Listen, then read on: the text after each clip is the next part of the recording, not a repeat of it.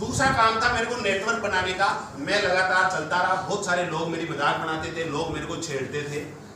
एक समय ऐसा भी आ गया था कि लोगों ने मेरा नाम ही वेस्टीज रखना शुरू कर दिया था कि देखो वो वेस्टीज आ रही है, ये वेस्टीज जा रही है। शोले पिक्चर का गब्बर सिंह का नाम सुना है? शोले पिक्चर कुछ लोगों ने देखी होगी।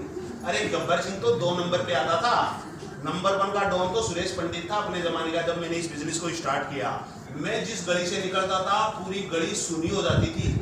सबको पता है कि गलती से अगर सुरेश पंडित के सामने आ गया तो बेटा थारो तो आज 1 घंटे हो गए काम से। तो मेरे सारे दोस्तों ने मिलके मेरे सारे दोस्तों को बता दिया कि आजकल सुरेश पंडित बावड़ा हो गया है, पागल हो गया है, फालतू की बकवास करता है। क्योंकि मैं लोगों से बात करता था कि तेरे घर में BMW आ जाएगी, और मैंने बताया मैं एक किसान परिवार से बिलोंग करता हूँ और मेरे फादर है वो बैलगाड़ी चलाया करते थे। यू नो बैलगाड़ी, आप सब तो, हम तो लोग यही के हैं, बैलगाड़ी। और लोग मेरी मजाक बनाते थे कि तेरा बाप हमेशा नारा लड्डी चलाते चलाते मर गया ना। गांव की भाषा में बैलगाड़ी को नारा लड्डा बोलते थे ना, भाई नारों से चलाने वाला। तो लोग मेरे को बोलते थे तेरा बाप नारा लड्डा चलाते चलाते मर गया, कभी जिंदगी में साइकिल चलाई। और ये बता रहा हूँ, मेरे फादर के पास साइकिल भी नहीं थी, मेरे पापा को साइकिल चलाना भी नहीं आता था। तो लोग बोलते थे कि तेरा बाप नारा लड्डा चलाते चलाते मर गया और तू बात कर रहा है BMW की। भाई साहब इतनी लंबी लंबी मत फेंका कर। लेकिन मेरे को एक चीज समझ में आ गई थी कि मेरे को नेटवर्क बनाना है, नेटवर्क बनाना है। क्यों? क्योंकि देखो प्रोडक्ट सारी कंपनी बनाती है, दुकानें कंपनी खोलती है, हिसाब किताब कंपनी करती है, मीटिंग्स ट्रेनिंग्स कंपनी करती है, सब काम 99% काम तो वेस्टीज खुद करती है। हमारे हिस्से में मात्र 1% काम दिया है, वो क्या है? नेटवर्क बनाने का, लोगों को जाकर के इस बिजनेस के बारे में बताने का। और मेरा एक परम बिलीव है, कहते हैं कि एक बीड़ी पीने वाला बीड़ी पीने वाले को ढूंढ लेता है, एक शराबी एक शराब पीने वाले को ढूंढ लेता है, एक जेब कतरा अपने जैसे जेब कतरों को ढूंढ लेता है, और जो साधु सन्यासी होता है वो अपने जैसे साधु सन्यासियों को ढूंढ लेता है। यानी थैंक यू, जैसे आप होते हो वैसे आपको लोग मिल जाते हैं। मिलते हैं कि नहीं मिलते? yes. होते हैं। तो मेरे को बनना था करोड़पति। मैंने कहा यार इस 140 करोड़ के देश में मेरे को बताया गया था कि आपको 6 लोग बताने हैं। अभी मैं प्लान नहीं बताऊंगा पूरा क्योंकि लंबा हो जाएगा। जिन्होंने आपको इनवाइट किया है वो आपको डेप्थ में पूरा प्लान बता देंगे। मेरे को बताया गया था इस बिजनेस में आपको 6 लोगों को ब्रॉन्ज डायरेक्टर बनाने, यानी 6 लोगों को ढूंढना है। तो आप यहाँ पर क्राउन डायरेक्टर बन जाओगे और आपको कंपनी की सारी इनकम आपको मिलना शुरू हो जाएगी, घर गाड़ी बंगला सब आपको आना शुरू हो जाएगा। तो मेरे को 6 लोग ढूंढने थे। मैंने कहा यार 140 करोड़ के देश में 6 लोग ही तो ढूंढने हैं। और मेरा एक बिलीव है कि एक मुर्दा आदमी भी अपने लिए 5 ढूंढ लेता है। कोई मरने से पहले टेंशन करता है क्या कि यार मैं मर रही हूँ, मैंने उठा कर ले डालो? किसी को टेंशन होती है क्या? ये बस वो तो मर जाता है और लोग उसको उठा के ले जाते हैं, राम नाम सत्य है। उसको भी 5 आदमी मिल जाते हैं। यानी एक मरे हुए आदमी को भी 5 मिल जाते हैं। तो हम तो जिंदा हैं। क्या जिंदा लोगों को कामयाब होने के लिए मात्र 6 आदमी नहीं मिल सकते? अरे ओसामा बिन लादेन, नाम सुना है? ओसामा बिन लादेन बहुत बड़ा आतंकवादी था। ओसामा बिन लादेन मरने के लिए लाखों लोगों को तैयार कर लेता था। मरने के लिए कोई चाहता है क्या मरना? पर लोग मानव बम बन के आ जाते थे। ओ भाई मैं मरूला हूं, मानव बम बन जाते हैं लोग। अरे ओसामा बिन लादेन मरने के लिए अगर लाखों लोगों को तैयार कर सकता है, हम कामयाब होने के लिए मात्र 6 लोगों को तैयार नहीं कर सकते?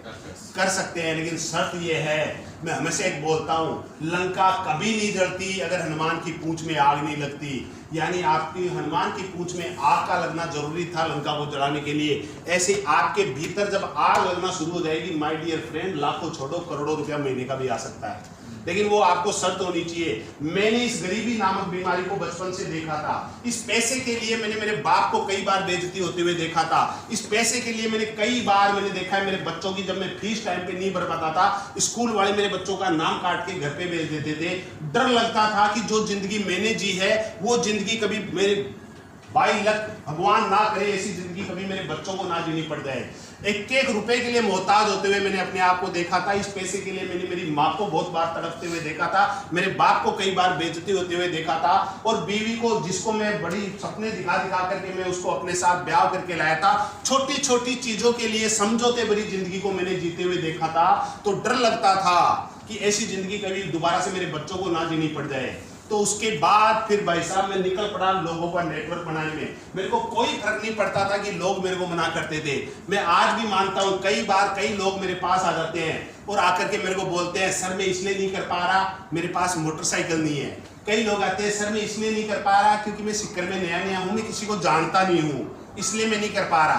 कई लोग आकर के बोलते हैं, सर मैं इसलिए नहीं कर पा रहा, मेरे घर वाले मेरी बात नहीं सुनते। करना तो बहुत चाहता हूँ लेकिन घर वाले बात नहीं सुनते।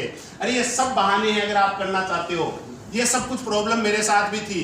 अरे आज मेरे पास मोटरसाइकिल नहीं है तो साला इस बिजनेस को करना इसलिए है कि आज मेरे पास मोटरसाइकिल नहीं है, आने वाले टाइम में मेरे पास 7 दिन की 7 अलग अलग लग्जरी गाड़ियां होंगी। आज मेरे घर वाले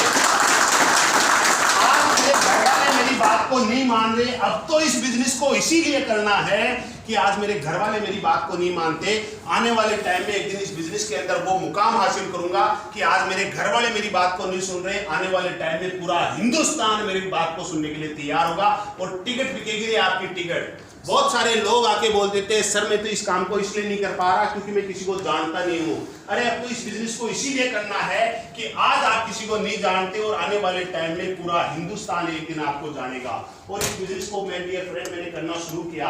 शुरुआत में 2 लोगों को ज्वाइन करवाया था पहले महीने में 2 लोगों को ज्वाइन कराया। यहाँ से पसीना चालू हुआ था, जूतों में जाके इकट्ठा हुआ था, तब जाकर के 2 लोगों के फार्म भरे थे मैंने।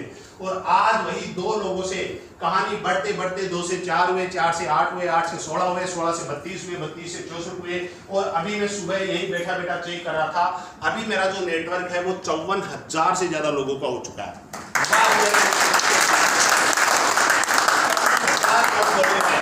और ताजुब की बात बताऊं, ताजुब की बात यह है कि 54,000 में से 53,900 लोगों को सुरेश पंडित जानता भी नहीं है कौन है। 54 में से 53,900 लोगों को मैंने किसी को बताया, किसी ने किसी को बताया। जैसे मैं मुबारक जी भाई साहब को जानता हूँ, अब पता नहीं मुबारक जी भाई साहब ने कितने लोगों को ज्वाइन करा दिया। मैं विनोद जी भाई साहब को जानता हूँ, विनोद जी भाई साहब की टीम में पता नहीं कितने लोग ज्वाइन हैं। इनकी टीम से एक फोन आया एक बार मेरे को सऊदी अरब से, अननोन नंबर, वो नंबर भी स्पेशल आते हैं वो सऊदी अरब के। मैंने कहा यार ये कहाँ का नंबर आ गया। मैंने कहा भाई कोई आतंकवादी का फोन होगा। मैं कई देर तो उठाया नहीं उसको, बाद में डरते डरते उठाया। मैंने कहा यार ये कैसे नंबर है अजीब से। बोला सर गुड मॉर्निंग। मैंने कहा यार है तो कोई वेस्टीज वाला गुड मॉर्निंग। मैंने कहा जी गुड मॉर्निंग। बोला जी मेरा नाम ये है। मैंने कहा बोलो मैं सऊदी अरब से बोल रहा हूँ। मैंने कहा बोलो। बोला मैं सिल्वर डायरेक्टर हूँ। मैंने कहा बोलो। अरे सर आपकी डाउनलाइन में जुड़ा हुआ हूँ। मैंने कहा तेरी तो मेरा बिजनेस सऊदी अरब का पहुंच गया। साला मेरे खानदान का आज तक कोई आदमी सऊदी अरब नहीं गया, वो सऊदी अरब में रहता है और वहां पर वो देखो जी वो साबुन लगा रहा है मेरे पैसा आ रहा है, वो टूथपेस्ट कर रहा है मेरे घर में पैसा आ रहा है, यानी वो वहां काम कर रहा है मेरे घर में पैसा आ रहा है। एक दिन ये आपके साथ भी होगा। आज पूरे हिंदुस्तान भर में लगभग 54,000 लोगों का परिवार है। जहां पहले महीने का चेक 333 रुपए का था, अगर मैं आज की बात करूं, आज सुबह ही हमारे खाते में ट्रांसफर हुआ है। जैसे अभी कौन बोल रहे थे कि 10 तारीख को वेस्टी